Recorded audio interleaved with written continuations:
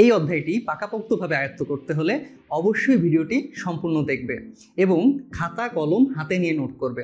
মনে রাখবে, আজকে আমরা যা যা শিখব তা কিন্তু কালকে কোথাও না কোথাও কাজে লাগবে। এবং ভিডিওটা যদি ভালো লেগে থাকে তাহলে লাইক, ফলো এবং সাবস্ক্রাইব করো এবং শেয়ার বাটনটি ব্যবহার করো, যেন আরও শিক্ষার্থীরা এই ভিডিওর দ্বারা উপকৃত হতে পারে। নবম দশম শ্রেণীর তৃতীয় অধ্যায় একটি খুব গুরুত্বপূর্ণ উপপাদ্য হলো ব্রহ্মগুপ্তের উপপাদ্য। এবং এই উপপাদ্যটি এতটাই গুরুত্বপূর্ণ যে প্রত্যেক বোর্ডে এবং প্রত্যেক বছর এই উপপাদ্য থেকে কিছু না কিছু আসবেই। তো আজকে আমরা শিখবো যে ব্রহ্মগুপ্তের উপপাদ্য আসলে কিভাবে প্রমাণ করতে হয় এবং মুখস্থ বিদ্যা ব্যতীত সম্পূর্ণ লজিক্যাল ওয়েতে আমরা এই উপপাদ্যটিকে রিয়েলাইজ করার চেষ্টা করব। তো ব্রহ্মগুপ্তের উপপাদ্য শুরু করার আগে আমাদের জানতে হবে যে এই উপপাদ্যটা কি নিয়ে।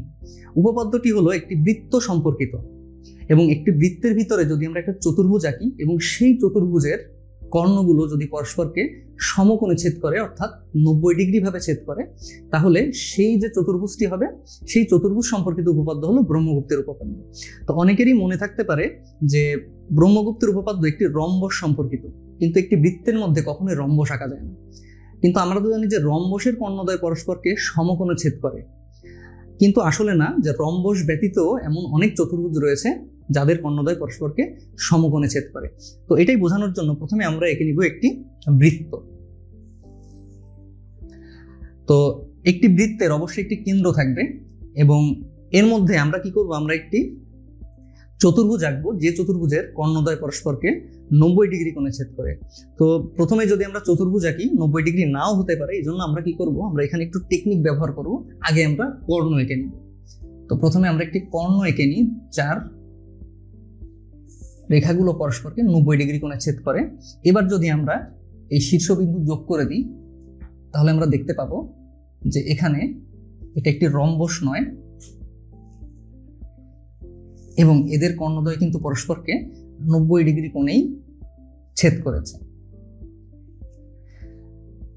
এখন এই চতুর্ভুজের আমরা যদি নামকরণ করি ABCD, তাহলে আসলে আমাদের এমন একটি চতুর্ভুজ তৈরি হয়ে গেল যে চতুর্ভুজের কর্ণদ্বয় পরস্পরকে 90 ডিগ্রি কোণে ছেদ করে। এখন কথা হলো, এই যে কর্ণদ্বয় যে বিন্দুতে ছেদ করেছে, এই বিন্দু থেকে আমরা যে কোনো বাহুর উপর যদি একটি লম্ব আঁকি, সেই বাহুটি যে কোনো বাহু হতে পারে। সেটা হতে পারে DC বাহু বা BC বাহু বা AD বাহু বা AB বাহু, যে কোনো একটা বাহুর উপর আঁকলেই হবে।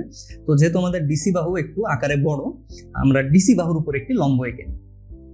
তো আমরা এই বিন্দু থেকে DC বাহুর উপর একটি লম্ব আঁকবো, এটার নাম দিলাম EF লম্ব। এখন এই যে EF যে রেখাংশটি তৈরি হয়েছে, এর একটা বর্ধিতাংশ অবশ্যই এই যে DC বাহুর বিপরীত বাহু অর্থাৎ AB বাহুকে ছেদ করবে। এবং এখানে কিন্তু লম্ব উৎপন্ন হবে না, আমরা শুধুমাত্র AB বাহুকে ছেদ করাচ্ছি, লম্বভাবে নয়। তো আমি যদি ছেদ করাই এবং সেটার নাম ধরে নিলাম যে G বিন্দুতে ছেদ করেছে, তাহলে আমাদের এখানে প্রামাণ্য বিষয় হলো যে AG এবং BG এরা পরস্পর সমান। তো ব্রহ্মগুপ্তের উপপাদ্যটি হলো এমন যে কোনো বৃত্তস্থ চতুর্ভুজের কর্ণদ্বয় যদি পরস্পরকে সমকোণে ছেদ করে, তাহলে ছেদ বিন্দু থেকে যে কোনো বাহুর উপর অঙ্কিত লম্ব রেখার বর্ধিতাংশ বিপরীত বাহুকে সমদ্বিখণ্ডিত করবে। তো আমাদের এখন প্রমাণের বিষয় হলো AG সমান সমান BG। তো আমরা জানি যে যখন দুইটা বাহু পরস্পর সমান করতে হয় তখন সাধারণত সর্বসম করলেই সেটা সহজে সমান হয়ে যায়, কিন্তু এখানে সর্বসম করার মতো পর্যাপ্ত তথ্য আমাদের কাছে নেই। তো এখানে আমরা আরেকটা পদ্ধতি ব্যবহার করব, সেটা হলো যে কোনো ত্রিভুজের যদি দুইটি কোণ পরস্পর সমান হয়, সেই ক্ষেত্রেও কিন্তু বাহু দুটি পরস্পর সমান হয়। তো আমরা এখানে কোণ নিয়ে কাজ করব। তো কোণ নিয়ে কাজ করার জন্য প্রথমে আমরা কি করব, এই যে এখানে যে কোণগুলো রয়েছে অর্থাৎ আমাদের AGE এবং BGE, এই ত্রিভুজ দুটির যে কোণ উৎপন্ন হয়েছে এখানে, এই কোণ দুটিকে আমরা কিছু একটা ধরে নিব। ধরে নিয়ে যে এই কোণটি হলো X এবং এই কোণটি হলো Y। এখন আমরা এটা খোঁজার চেষ্টা করব যে এই X কোণ এবং Y কোণ আর কোথায় কোথায় রয়েছে। তো প্রথমে আসি আমরা যে এই X কোণ কিন্তু এখানেও তৈরি হয়, কারণ এখানে এটা বিপ্রতীপ কোণ। তো প্রথমে একটা জিনিস হলো, সেটা হলো বিপ্রতীপ কোণ।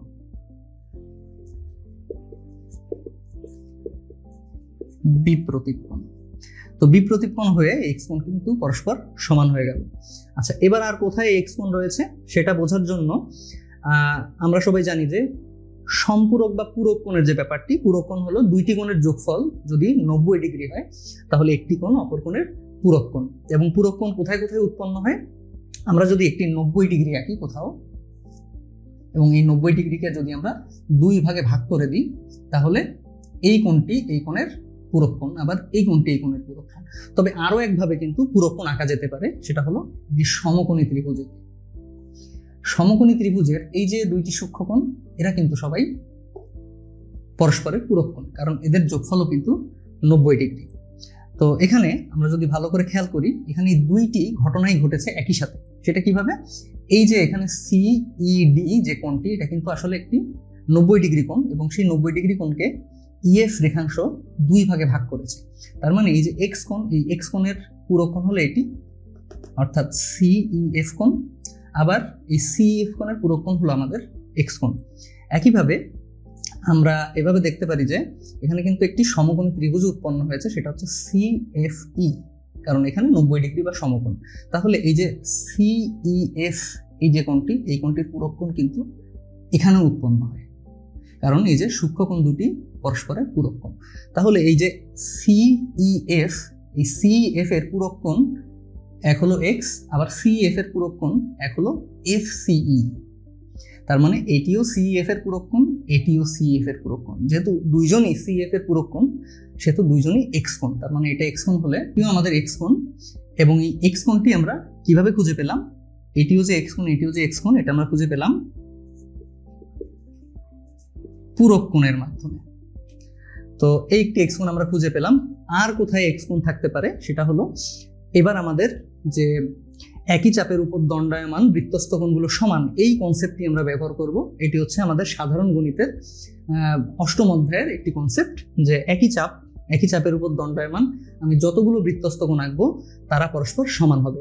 তাহলে এখানে আমরা যদি খেয়াল করি যে এডি যে চাপটি রয়েছে, এডি চাপের উপর দণ্ডায়মান একটি বৃত্তস্থ কোণ হলো এই যে আমাদের এক্স, এবং এডি চাপের উপর দণ্ডায়মান আরেকটি বৃত্তস্থ কোণ হলো এইখানে ডি বি এ।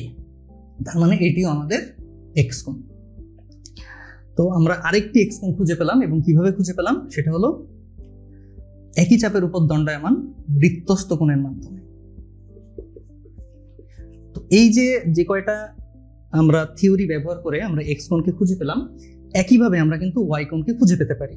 তো যেমন এটি আমাদের ওয়াই কোণ, এটি আমাদের ওয়াই কোণ। আমি ওয়াই কোণকে একটু ব্লু কালার দিয়ে বোঝানোর চেষ্টা করি, ওয়াই কোণ। তো ওয়াই কোণের সাথে প্রথমে আমরা দেখব বিপ্রতীপ কোণ কোথায় আছে, ওয়াই কোণের বিপ্রতীপ কোণ এই যে ওয়াই কোণের বিপ্রতীপ কোণ, তাহলে এটিও ওয়াই কোণ। তো একইভাবে আমরা যদি এবার পূরক কোণ খোঁজার চেষ্টা করি, এখানে এক্স কোণের পূরক কোণ ওয়াই কোণ, কারণ এক্স আর ওয়াই মিলে 90 ডিগ্রি হয়। আবার এই এক্স কোণের পূরক কোণ কিন্তু এই যে এফডিই কোণটি, এফডিই এটাও কিন্তু এক্স কোণের পূরক কোণ, কারণ এখানে 90 ডিগ্রি, এটা সমকোণী ত্রিভুজের দুইটি সূক্ষ্মকোণ। তাহলে এক্স কোণের পূরক কোণ এখানে উৎপন্ন হয়, তার মানে এটাও ওয়াই কোণ। আর আমরা যদি দেখি বিসি চাপের উপর দণ্ডায়মান এটি একটি বৃত্তস্থ কোণ, তাহলে একই বিসি চাপের উপর দণ্ডায়মান বৃত্তস্থ কোণ আর কোথায় আছে, এটা হলো এই যে এ বিন্দুতে রয়েছে, তাহলে এটাও আমাদের ওয়াই কোণ। তাহলে এই যে আমরা এই তিনটা তথ্য যদি ভালোভাবে ব্যবহার করতে পারি, তাহলে আমরা কিন্তু এই যে এক্স কোণ এবং ওয়াই কোণ আমরা খুঁজে পাবো। এবং এটা খুঁজে পেলে আসলে আমাদের লাভ কি, প্রথমত আমরা দেখতে পাচ্ছি যেখানে এই দুইটি কোণ পরস্পর সমান, এবং আমরা যেহেতু জানি সমান সমান কোণের বিপরীত বাহুগুলো পরস্পর সমান, তাহলে এক্স কোণের বিপরীত বাহু একটা আছে বিজি, আবার এই এক্স কোণের বিপরীত বাহু একটা আছে ইজি।